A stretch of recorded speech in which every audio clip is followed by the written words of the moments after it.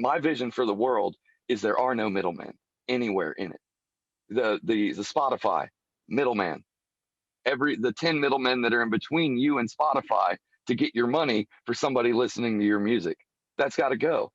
The advertising, to be able to put a message in front of your fans, you need to pay a middleman. That's wrong. And that's what you can solve, the problems you can solve with platforms like what I'm building, and then the platforms that are to come after this, because this is just step one. Here we are.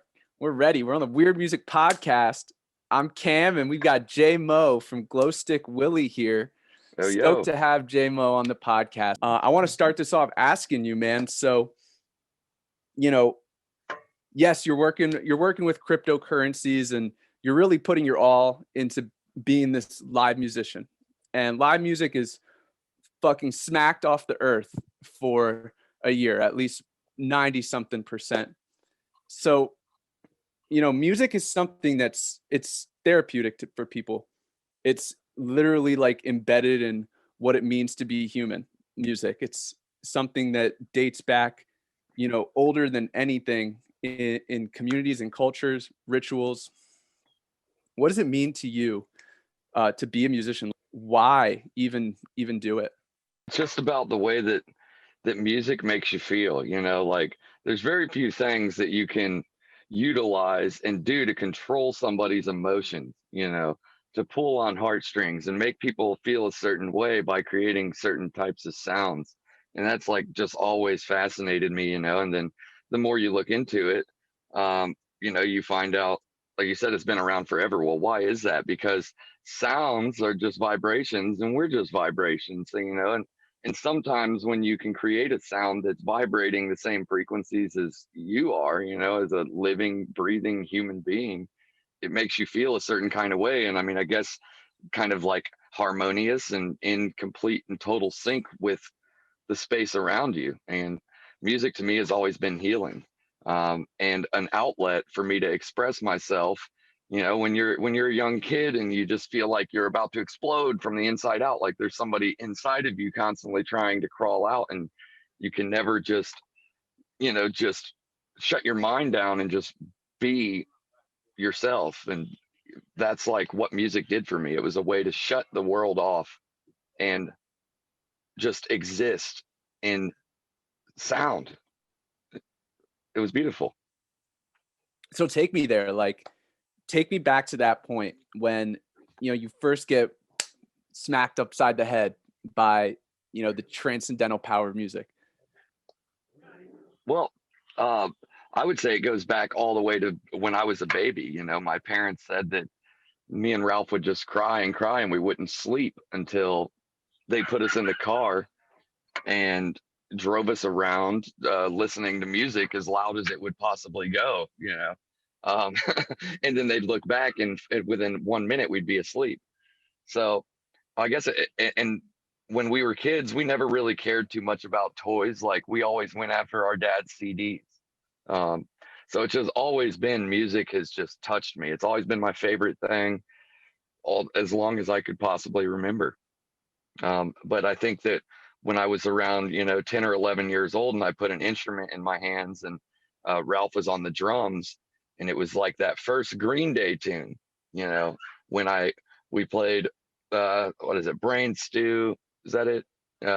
Yeah. Brain Stew or Basket Case. I can't even remember, but one of those Green Day songs that's super easy. And I just remember the moment that we synced in and it was ba-ba, ba-ba, and we had created a little bit of a song. It felt so good that we sat there and just would play the intros to songs for hours, because that's all we knew. That's all we could get. But the way it made me feel was like undescribable. I'm sure anyone out there listening can relate. Like it's undescribable how music can make you feel. So what kind of music listener are you making music for? Everybody. That's what I don't like about a lot of bands is they'll put themselves in this box, it's like, oh, well, we're a metal band, we can't play a country tune. Oh, we're a metal band, we can't do some R&B stuff right now. Or we're a country band, we can't play some metal. But it's like, yes, you can. And when you're just telling yourself that, you're putting yourself in a box. And music comes in all forms. I think that's why our fan base is so eclectic, because some people, they gravitate towards the metal stuff. Some people gravitate towards the deep psychedelic jams, and some people like our more ballady, folky country stuff. So I think that, to me, it's just important to not put ourselves in a box. And if Buddha comes to me and he wrote a great acoustic song, we're going to play that song, and we'll play it acoustic. We'll do some bluegrass stuff. And I think it opens you up to a much larger audience. You know, the potential for grabbing fans from all different walks of life is much greater when you have no box. You never know what you're going to get with Glostik. And that's what hippie metal is, you know?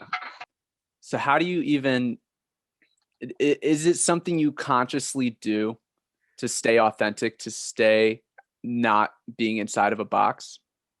No, because I never sit down and like, oh, I got to write a song. You know, it's never like that. It's just, you know, I get home from streaming and I'll be sitting there at 6 a.m. and I my guitar's there, and I just grab the guitar uh, and a song just pops out, and it just comes, and it's me. It's authentic. I didn't try to force it and be like, I want to write a rock song or I want to write a little folky song. It's just, I picked up the guitar and whatever came out, and I wrote it down. And the next day on stream, I'm taking it to the boys and we're debuting a new song that they've never even heard before, and vice versa. Buddha does it all, you know, like it was synchronicity. A couple weeks ago, I had showed up and was like, hey, I got this new song I wrote last night.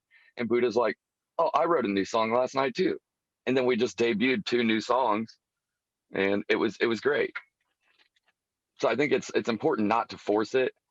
And if you don't force it, and you really have an eclectic love of music where you love all kinds of different things, that's going to show in what you're putting out there. It's so cool hearing. Yeah, that's definitely, I've heard that before. That's in terms of songwriting. So you mentioned streaming. You've been streaming since before this pandemic. That's correct, right? Oh yeah, we've been streaming for a long time. We took a break. We started streaming in 2016. We were the first full band to ever do it on Twitch, for sure. And we were one of the earliest music streamers on the entire platform. Um, that's why we get a lot of support from the people who are like really big now, is because they remember us from the early days. And it was back then, you know, in 2016, I had started streaming games and I was doing these video game streams, and I was like, man, if I just, instead of feeding the video from the video game, I just stream a camera, and then instead of this audio, I just get everything to one aux line. Well, then we can stream the full band. So we started doing that in 2016, but the technology wasn't what it was. You know, we had to have like 4 Macs all running different things all together to be able to get one camera out. And then we're still getting encoding overloads the entire time. And then we got busy on the road and just went out and toured and did the thing and dropped Twitch for a while. But then we started, you know, recording this record, and we were taking a lot of time off to really put a lot of time into it, you know, lots of time. And we're like, let's not play any shows, but we got bored. And then that's when I was like, man, guys, you know, streaming tech is probably a lot better than it was, you know, 3 years ago. Let's try and bring it back. And then we started streaming in, you know, late October of 2019, just because we were bored.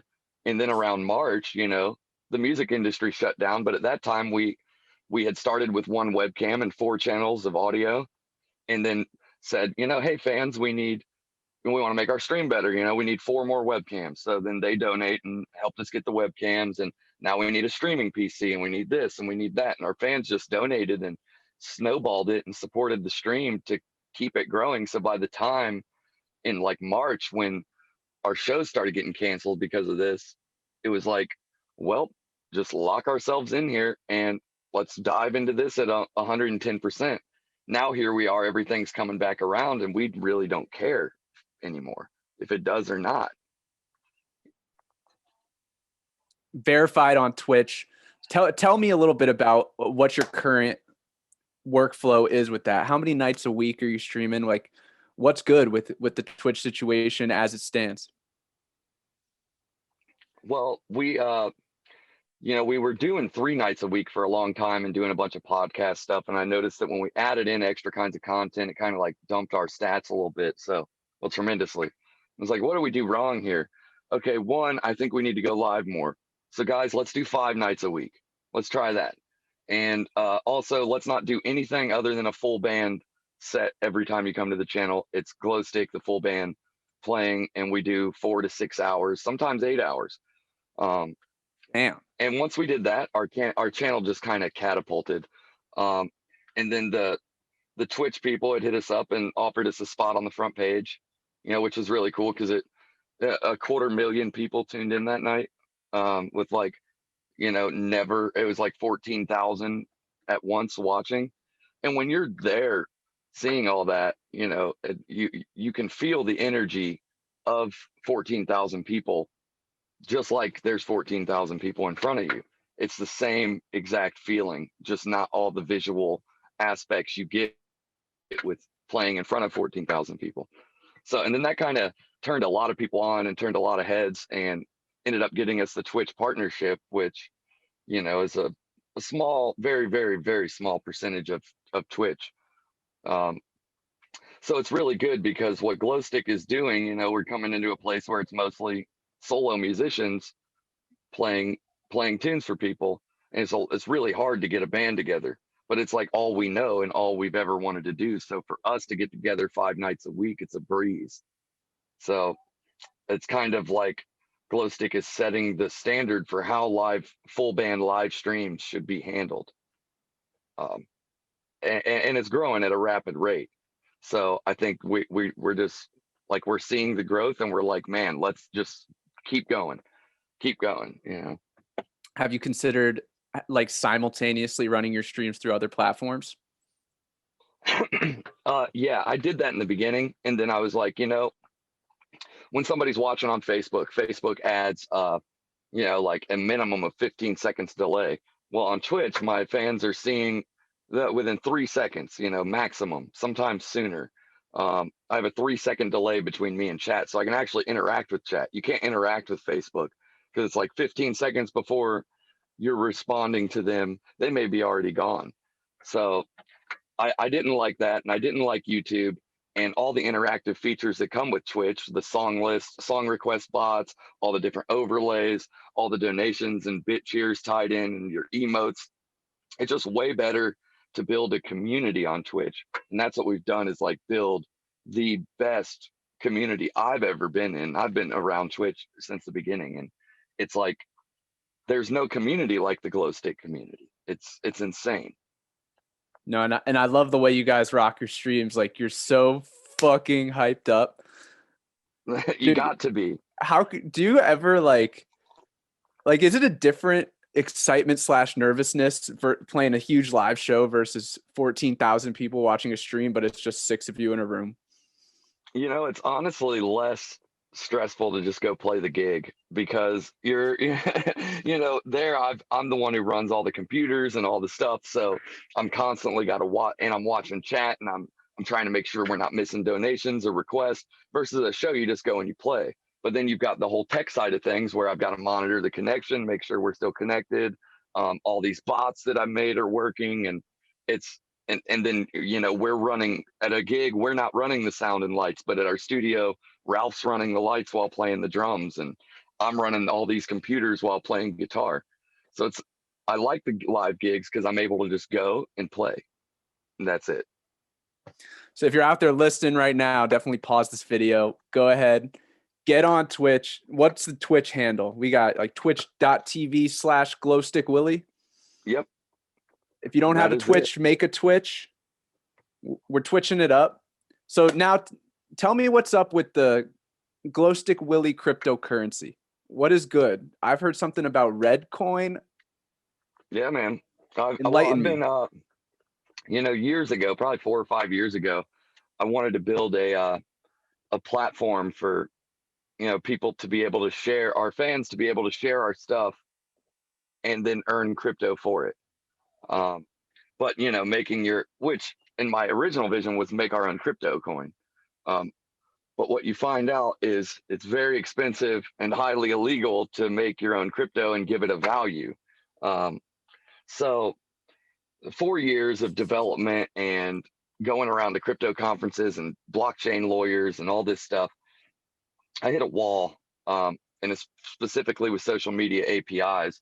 But so I had reached out and I was like, we're basically dead in the water unless I can get a blockchain partnership. So I had reached out to the guys at Redcoin because I've been in Redcoin for a long time. I really like the project, and I feel like what I was trying to do was kind of like the sister project to Redcoin without either one of us even knowing it, anyways.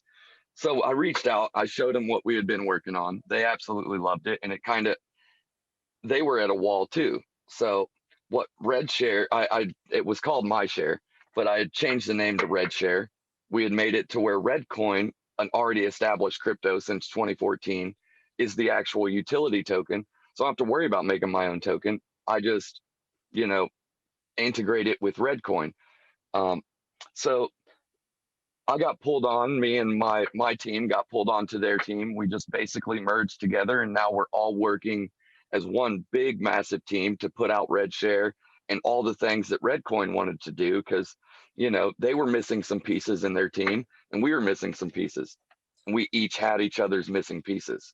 So if I'm listening right now, though, I'm thinking, what is the potential of this? Like, why is this relevant? What does it even matter?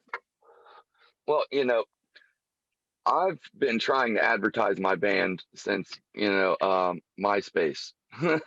I've been messing with online advertising since, and especially trying to promote a band since basically those MySpace days and early Reverb Nation, all that kind of stuff.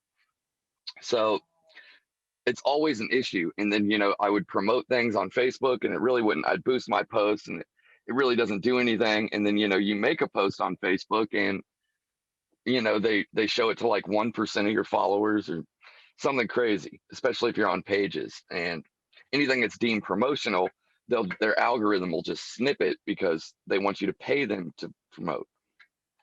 So I was like, the things that actually drove hype the most on the things I was trying to promote would be like those sharing contests, which Facebook kind of snipped those too. But share this, like this status, comment, tag 2 friends in the comments, and you'll possibly win a ticket to a show. So those seem to really work well. So it's like, man, what if I could just tell all of my fans, hey, I'll give you, 5 red coin, 10 red coin to share this today.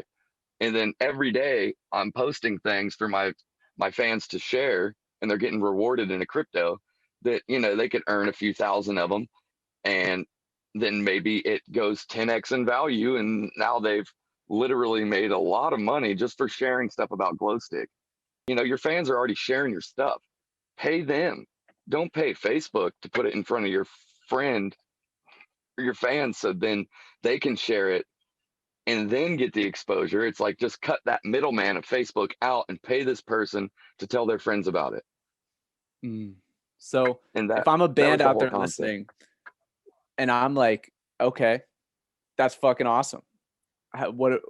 What do I have to go find my own Redshare? Like, how can I do that?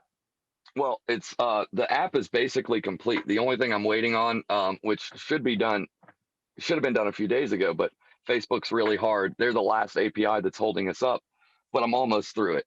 So here in the next week, I would say it'll be launched fully, and then you just go to redshare.com with 2 Ds, redshare.com, make an account. All the wallets are even functional right now, and there's a few campaigns you can share on like LinkedIn and Twitter. It's already tied into those. But yeah, it's fully functional. So right now, So any band US can use it. any band can use it. Yeah. Boom. And it's not just bands, it's people in any industry can use it. It's just our initial growth plan is, of course, the music industry, because I have a lot of connections there and I know a ton of people, and I know that it's an industry that's really actively searching for a solution like this that's effective. You look at the effectiveness of marketing, and so many people are going to influencer marketing because it's so effective. But what people aren't thinking about, and there may be a couple people out there that are, is like micro or nano or even super nano influencers. You know, my grandma has influence over her friend. If I have a product that appeals to grandmas and their friends, why am I not paying this grandma to share her stuff to even her 100 friends? Just a small amount, but you need to capitalize on the influence of the small people, not the guys with 100,000 followers. They're okay, and you can still get them through Redshare, but you get the people who are small time. And then the beauty of Redshare is it's a free to use platform. If I pay you $1 to share something, you get $1. There's no transaction fee that Redshare takes because we're trying to build a completely decentralized system that self-sustains, and there's no middleman. If we were to charge even 1%, well, then we've just replaced one middleman with another. We have become a middleman, and that. My vision for the world is there are no middlemen anywhere in it. The Spotify middleman, the 10 middlemen that are in between you and Spotify to get your money for somebody listening to your music. That's got to go. The advertising, to be able to put a message in front of your fans, you need to pay a middleman. That's wrong. And that's what you can solve. The problems you can solve with platforms like what I'm building, and then the platforms that are to come after this, because this is just step one. I've got a whole vision to reshape the entire world. And You want to keep riffing on step it? one is almost complete. Throw me a couple years in the Yeah, future. man. What's up? Well, what I would like to see is a complete, like, you don't go to the bank to get a loan. You come to one of your peers to get a loan, and then you smart contract it and you say, okay, I'm going to use this as collateral. I'm going to use my cryptocurrency as collateral. Like if you hit me up and said, hey man, I need $1,000, but I need $1,000. I have $1,000 in red coin. I don't really want to sell it. It's like, okay, dude, well, look, I'll send you $1,000 right now. You send me your red coin. I'll hold your red coin for you. I'll give you a year to pay it back. You pay me back $1,100, $100 for loaning you the 1,000. And if you pay me back within a year, I'll give you your red coin back. And if you don't, then I'll just keep your red coin.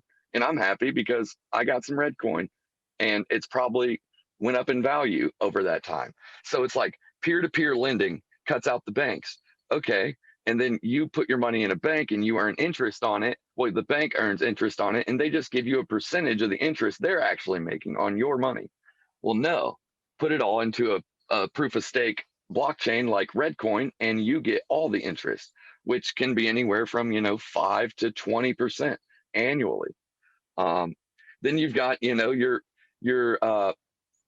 your platforms like Spotify, where people are paying monthly fee. Spotify's taking like 95% of it and then dispersing a small percentage to the artist. So it's like cut that out to where instead of somebody just getting a subscription and being able to listen to whatever they want over the course of a month, they just pay a monthly fee and get a certain amount of there's a platform called Music Coin that was kind of cool. You pay a certain amount a month and get a certain amount of music coins. They'll be like, okay, I got 2,000 music coin for $10 a month, and now every time I listen to a song, it's going to pay the artist automatically one music coin. So then it's straight from the consumer, the listener, right to the artist, and that with no cut taken out of it, no 1% transmission. The only fee you pay is a network fee. But the beauty of like Redshare is there is no network fee because you do all that stuff off chain. There's no reason for me sending you $1 to be on chain. It's just, if we can just keep track of the balances and then put the stuff on chain when you want to withdraw. And then you've just solved a massive scalability problem, and you're able to do it with no fees. And then you use the staking funds where you earn the interest for just holding coins to pay for the platform, because obviously it costs money to run these things. But things can pay for themselves in this new world. And it's a whole, I think within the next 10 years, it'll probably take 10 years for people to completely shift over to this new mindset. But in the future, I see everything, imagine if you don't go to work at a factory, you buy a robot and you send the robot to the factory. The robot gets paid, but that paycheck goes to you because you own that equipment that's working at that factory. Damn. And you are just getting paid to consume and send your robot to work. Flying into the future on the Weird Music Podcast with J Mo. Hey. Yeah, it's deep stuff, man. So, talking finance, you mentioned some marketing earlier. Let's say there's maybe a couple musicians out there listening over time, hopefully more than a couple. What marketing advice you got for them? I know you're crushing it, realistically through social media. What's good? The best thing is, and the best thing you have in your arsenal is your fans. That's it. If you love your fans and you pour it all out for them, and you literally develop relationships with your fans to where they're not your fans, they're your family. Like, things about each other. I have thousands of people, and I'm like friends with my fans. They can call me up in the night. I'll answer their calls. We never would leave a festival. We'd be the first band in and the last people out, So, and then what that's done is, like, when I say, hey fans, I really need you to promote this for me, they do it. And I don't buy Facebook ads anymore, and everything is promoted. It's completely necessary. I don't pay for any advertising. I literally just amplify my message through my fans. And that's my best piece of advice, is work on connecting with your fans and developing a relationship with your fans to where they will support you in any fashion. I love And you'll it. watch everything just grow really fast. I love it. I'm a big fan. So thank you. Any fans out there listening, as we're winding down, Yeah. Any message you want to leave them with? Just keep doing it. It's weird times right now. We're being challenged to be completely innovative and not just survive in this weird space, but thrive in this weird space. And look at what's happening now as a challenge. And are you going to sit on your hands, or are you going to find a way to flourish in this time? And it goes for everybody across the board, not just musicians, everybody, and I think that what I want people to do right now is just keep your head up, find something you're good at and do it. Stay positive in these weird times. And the world may not ever go back to the way it was, but that's okay, because the way the world works is all up to us, really. So create the world that you want to live in, and then live in it. Fuck yeah. Thank you, J Mo. Awesome. Anyone out there listening, if you're inclined, find yourself over to twitch.tv/Glostik. Got some new music coming out next week. Tell people what they can expect. Oh man, it's epic. 427. It's our new album's called Hippie Metal, and we try to do it like half hippie, half metal, and kind of put our more structured metal songs on half of it, and half of it all of our crazy jams. So this one that's coming out is the first hippie track. It's called 427. Features our buddy Flo Poetry on the vocals. Doug Wimbish is doing crazy space auxiliary bass, mixed by the great legendary Chris Lord Alge. It's just an insane tunnel of sound that's a 10-minute epic journey that never gets boring. So it's going to be, I'm really proud of it, and I'm stoked about it. Fuck yeah. Awesome. Well, anyone out there listening, we love you.